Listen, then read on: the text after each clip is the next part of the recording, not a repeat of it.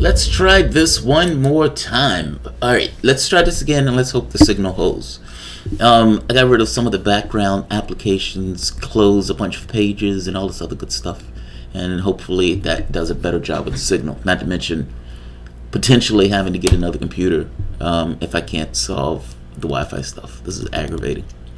But that's it. Let's try to go forward either way. And yes, I'm looking at the bar. There's a little bar at the bottom of my screen that goes green or red, or depending on how good the signal strength is. Alright, Tim Canova. So there are a few minor or small stories that I want to hit on, and then I'm getting to larger stories. And if it doesn't work, like I said, I'll upload my better copy of this one that gets rid of the lagging and everything else. So Tim Canova files a lawsuit saying that there was election rigging, that there was no way he could get 5% in the polls, and that this is indicative of election rigging. This is around the exact same time that Brenda Snipes has seemingly found a bunch of votes in that race. I mean, it looks a little dicey. Brenda Snipes is the person who was essentially violated the law when they tossed out Tim Canova's election campaign, or his ballots back in the 2016 election when he was running against Deborah Wasserman Shultz. The 2018 run was essentially a rerun of the first election, with a bunch of more calamitous items associated with it. I got to be honest, the finding a bunch of votes was a little bizarre, and it did look a little weird. So I'm not necessarily saying Tim Canova was wrong in pointing out that, hey, this election results looks extremely strange, especially being in Broward County with all of the shenanigans that took place before in Broward County. So that said, Tim Canova took Deborah Wasserman Shultz to court.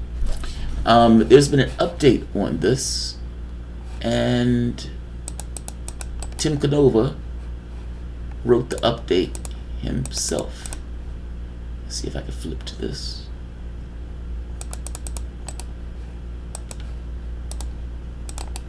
Yeah, and I'm sorry for the signal strength on this. This is horrendous. And that's great. Alright, let's flip. Important update on our election challenge. So let's just give a basis for all of this.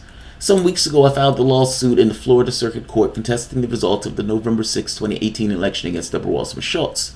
Our lawyers then provided notice to the clerk of the U.S. House of Representatives of our challenge and submitted a complaint requesting that the House not seat Deborah Wasserman Shultz. Essentially, look, there's a challenge to this particular election. I don't want you to seat her because there may be, if shenanigans are shown in this election, we want a recount. Not just a recount, we want a revote. So he makes his base. Make no mistakes, there's solid grounds for questioning our election results for nearly 100,000 votes purportedly cast for Deborah Wasserman Shultz, where there were no indication of when and where and how the ballots were cast. According to computer programming experts, this is an indication that those votes could have been shifted from me or another candidate to Shultz by hackers or insiders simply altering the software source code through wireless cellular modems on the electronic scanning and tabular machines used in Broward County. The software is closed source, meaning it's considered proprietary, the private property of the software vendors, and not subject to inspection by experts at anyone, meaning it's private property. Even though it's used for the election, you can't inspect it to see whether there's any kind of nefarious coding in the process. It is a black box to you, even though you're using it to make your votes. Now, whether he has anything on the basis of this or not is somewhat secondary to that point. If we're using... Look, I think votes should be hand counted. It gets rid of all of this nonsense of, is it hacked, is it not hacked, is proprietary software, and all. That goes away. I'm just saying, that goes away. And even if you want to use computers in order to tabulate the count, I would imagine that has to be, to some degree, inspectable by the public itself. You can't have proprietary software for something this important, especially when people have questions on whether or not it's legit count. You will continually get these questions. So he goes into statistical stuff. Now, basically, the update, though, is right here. Unfortunately, when the new Congress convened last week, the House voted to seat Deborah Wasserman Shultz without any inquiry into our election results. This was deja vu all over again after a Florida court ruled in May that Brenda Snipes had illegally destroyed the ballot cast for 2016 Democratic primary against Deborah Wasserman Shultz. I wrote to every House and Senate member. The silence was deafening. Not one member of Congress bothered to respond to our plea for congressional investigation. I am one of those people that believes that recounts are a good thing, not a bad thing. I mean, ultimately, the goal from the standpoint of the population is to make sure that the right person got elected. All of us go into an election, we make our vote. And regardless of who wins, there should be some legitimacy of the system to ensure that the person who you voted for is the person that wins that election. From the standpoint of the population, that should be the point. Recounts legitimize the process itself by allowing you to inspect that the person who we voted for is actually the person who we voted for. I mean, I agree with Canova on this, that's not a bad thing, and that's somewhat of a big deal that she was able to toss or destroy the ballots without anybody ever saying anything about the fact that she destroyed the ballots, even though the destruction of the ballots was illegal by federal and state law.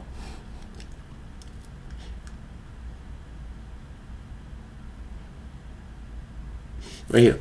The U.S. Constitution makes clear that the House is the final judge of qualifications and the elections of its members. Now that the House has seated Deborah Wasserman Shultz, our election is effectively moot as a procedural matter, and we expect the Florida Circuit Court to dismiss the case any day now on narrow procedural grounds. And since the lawsuit is mooted by the House action, we will not be appealing the court's expected dismissal. This is, for the most part, this is a lot of not bluster. Bluster is the wrong word for it.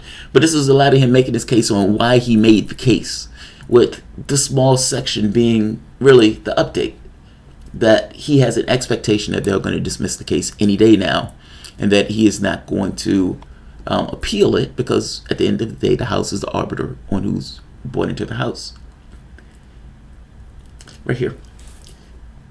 The good news is that even though Wasserman Shultz has been seated, there is nothing stopping the House Committee of Administration for conducting hearings on our fake election, invalidating the election, and ordering a revote.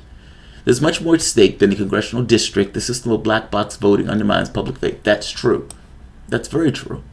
Whether you're a Democrat or whether you're a Republican or whether you're somewhere in between, you should want to know that the person who's elected is indeed the person who was elected.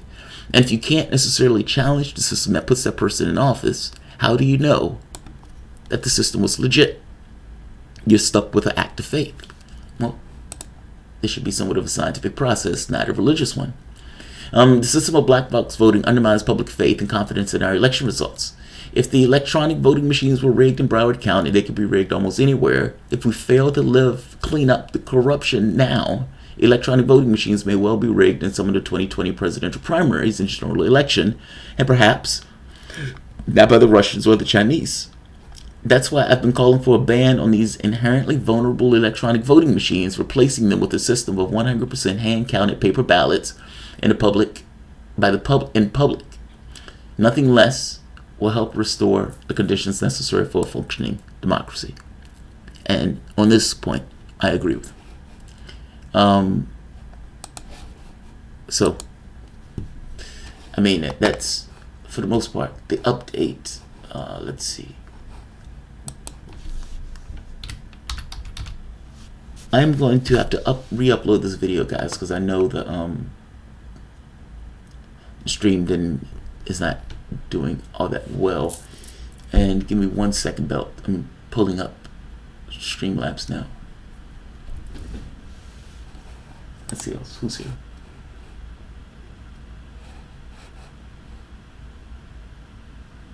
The corruption is gaining grounds. Kalita Spider.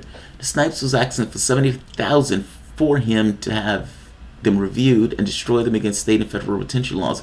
Yeah, the asking for money to get it reviewed is also weird to me. I mean, all of those things are bars on the door, meaning each one makes it more and more difficult for the person to be able to evaluate whether or not the vote is what the vote is. They did the same thing in the Maine election when I think it was Jill Stein was asking for a recount.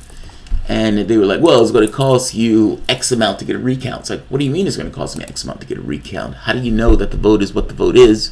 And why are you charging money to verify the vote? This should be something that, we take on ourselves as part of public trust. Let's see. Come on. You're looking fuzzy to me. Yeah, it's because this buffering. Dan Harris, you think that's an accident? I think not. I don't think it's an accident that they charge them more money in that way. They do that in order to make it difficult for them to find out and create a disincentive. Debbie does ballots. Do you think Canova could have gone with supporting Israel is far more anti-Semitic than opposing it because it conflates the country of the Jews and therefore Judaism with bigotry, Islamophobia, murder, and apartheid? Miami, Broward are only 3% Jewish.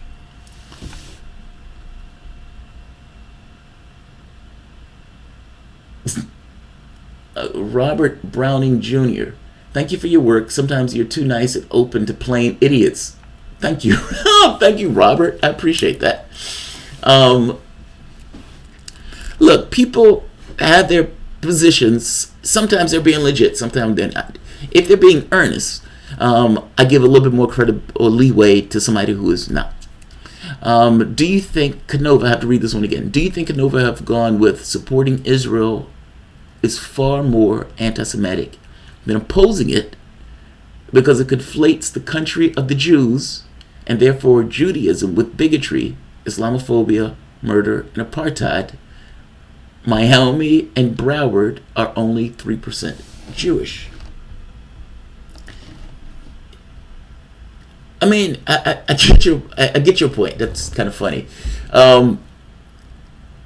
Conflating Israel as a Jewish state as opposed to just a state. Meaning the behavior that Israel takes when in this kind of raw support of Israel as a Jewish state gets in this kind of weird conflation. Like if somebody said America was a white state, people would be like, oh, they feel some kind of way about that. They'd be like, oh God, that's so racist. But Israel calling itself a Jewish state doesn't, for whatever reason, get that same. But your point is, but I get your point, Baltazar. Making that conflation, all of the actions that Israel takes gets almost conflated as the Jews are taking them as opposed to the state of Israel is taking them, using Judaism as a political card. I think I get your point, Baltazar. But I don't know if it's far more racist. I don't think it's far more racist. Alright, I'm going to end this because this video is buffering extraordinarily bad, and I'm going to upload the original video itself, which wouldn't have the buffering associated with it. If I can't get this worked out, I'll just upload the videos that I plan to do today. We're going to call the cable company today and see what's going on, and worst come to worst, I may have to get another computer. So stay tuned. Hopefully I can fix this before the next stream. Thanks all. Thank you for your support, and I'll see you in a few. Have a good one.